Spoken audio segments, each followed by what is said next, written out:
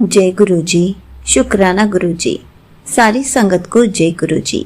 संगत जी, जब हम सिर्फ सोचते हैं और गुरु जी उसको पूरा कर देते हैं तो हमें कितनी खुशी मिलती है, हमारे दिल को कितना सुकून मिलता है। इसी पर एक अंकल जी का सत्संग सुनते हैं जिसमें उन्होंने इस बात को बहुत अच्छे से एक्सप्लेन किया है। ये सत्संग पूरा जरूर सुनिएगा, आपको बहुत अच्छे आंसर्स मिलेंगे। तो चलिए अंकल जी का सत्संग सुनते हैं। जय गुरु जी। शुक्राना गुरु जी। सभी संगत को जय गुरु जी। गुरु जी की कृपा से मैं यहाँ एक शुक्राना सत्संग शेयर करना चाहता हूँ आप सभी के समक्ष में। वैसे तो हर गुरु जी के सानिध्य में हर एक दिन सत्संग ही है संगत जी, और मैं यह सत्संग मेरा पुराना सत्संग है, जो कि मुझे ऐसा लगा कि गुरु जी मुझसे कह रहे हैं कि मुझे यह सत्संग शेयर करना चाहिए। और मैं इस सत्संग को शेयर करने से पहले मैं गुरु जी से क्षमा प्रार्थना करना चाहता हूँ कि यह सत्संग मुझे पहले ही शेयर करना चाहिए था, जो कि मैं नहीं कर पाया। ये महादेव सदाशिव श्री गुरु जी महाराज, आप मुझे क्षमा करें प्रभु, और मैं वही कहूँ जो आप मुझसे कहलाना चाहते हैं। तो संगत जी, सत्संग शुरू करने से पहले मैं मंत्र जाप करूँगा। ओम नमः शिवाय, शिवजी सदा सहाय। ओम नमः शिवाय, गुरुजी सदा सहाय। संगत जी, यह सत्संग ऐसा है कि मैं शिवलिंग पे प्रातःकाल में मंदिर में जल चढ़ाने जाता हूँ।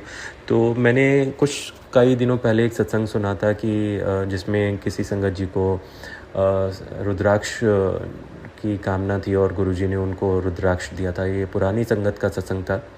तो मेरे मन में भी एक इच्छा ये थी कि मतलब मैं देखता था कि लोगों के पास में रुद्राक्ष हैं, पूजा करते हैं। तो मेरी एक कामना थी एक मन से कि हे गुरु महाराज, मुझे भी एक रुद्राक्ष चाहिए, पर मार्केट में तो आप जानते हैं डुप्लीकेट और नकली चीज़ें मिलती हैं, ओरिजिनल कहाँ मिलेगा, क्योंकि हर एक इंसान बेचता है और कहता है कि ओरिजिनल है, पर रेयरली ही रुद्राक्ष ओरिजिनल मिलते हैं।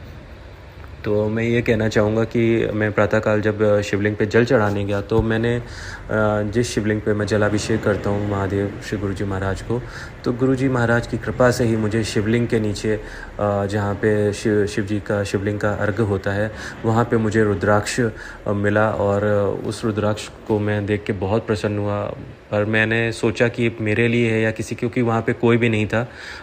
तो फिर उस रुद्राक्ष को मैंने अपने पास रख लिया और उसको मैंने एक लाल धागे में धारण किया हुआ है। तो महादेव मेरे गुरु महाराज को मैं कोटि कोटि प्रणाम करता हूँ, और धन्यवाद के लिए तो मेरे पास शब्द नहीं है संगत जी। गुरु महाराज सभी की मनोकामना पूर्ण करते हैं। जैसे प्रभु ने मेरी सुनी, वैसे ही सभी संगत की अरदास पूरी करना महादेव। मैं आपको बहुत बहुत धन्यवाद करता हूँ, मैं आभार प्रस्तुत करता हूँ महादेव। गुरु महाराज आपको कोटि कोटि प्रणाम है और आपको धन्यवाद है गुरु महाराज। और दूसरा सत्संग यह है संगत जी कि मैं गुरु जी की कृपा से मुझे बड़े मंदिर जाने का सौभाग्य मिलता है हर हफ्ते ही। तो जब मैं इस बार गया था, अभी 2 हफ्ते पहले की बात है, मैं गुरु जी के दरबार में गया, तो वहाँ पे मुझे एक आंटी जी के माध्यम से मुझे एक गुरु जी का बहुत सुंदर स्वरूप मिला, जो कि फ्रेम किया हुआ मिला। मैं इसके लिए बहुत बहुत आभार प्रस्तुत करता हूँ गुरु जी को कि गुरु जी के मंदिर में, बड़े मंदिर में, शिव धाम में जो गुरु जी के स्वरूप ज़्यादातर जो मिलते हैं वो बिना फ्रेम किए हुए होते हैं, हमें उनको फ्रेम कराना पड़ता है। पर गुरु जी की महाकृपा है मुझ पे, इतना मैं धन्यवाद करता हूँ महादेव कि मुझे फ्रेम किया हुआ वह स्वरूप मिला। और मैं प्रभु को बारंबार प्रणाम करता हूँ, नमस्कार करता हूँ, उनका धन्यवाद करता हूँ। जय गुरु जी। शुक्राना गुरु जी। संगत जी, मेरा एक तीसरा सत्संग ये भी है कि अभी कुछ दिन पहले 10 दिन पहले ही मेरे घर पे मेरे भाई ने रुद्राभिषेक की पूजा रखवाई थी शिव जी की। तो सारी तैयारियां हो गई थी पूजा की। तो उसमें जो कुम्हार के घर से मिट्टी लाई जाती है उसका शिवलिंग बनाया जाता है।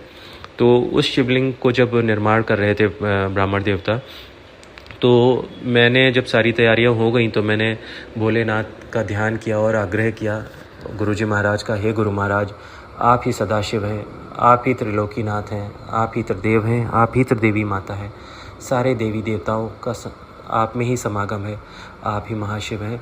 हे प्रभु, इस पूजा में सम्मिलित होकर प्रभु जी मुझे दर्शन देने का कृतार्थ करें। तो संगत जी यकीन मानिए कि वो जो पिक्चर है वो मेरे पास में है, मैंने क्लिक की जब वो ब्राह्मण देवता शिवलिंग का निर्माण कर रहे थे उस मिट्टी से। तो उस मिट्टी में गुरु जी की चेहरे की आकृति उभर के आई और उन्होंने मुझे दर्शन दे के कृतार्थ किया। साथ ही साथ उन्होंने गणेश भगवान के भी उसमें दर्शन दिए। तो हे महादेव, आप साक्षात सदाशिव हैं और आपने शिवलिंग में आके दर्शन दे के मुझे कृतार्थ कर दिया। हे भगवान, आपको बारंबार प्रणाम है, नमस्कार है।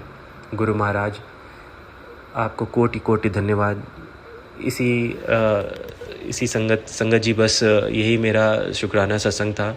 और महाराज की व्याख्या करना, महाराज की तारीफ़ करना या महाराज को धन्यवाद करना मैं सिर्फ इन शब्दों में ही कर सकता हूँ।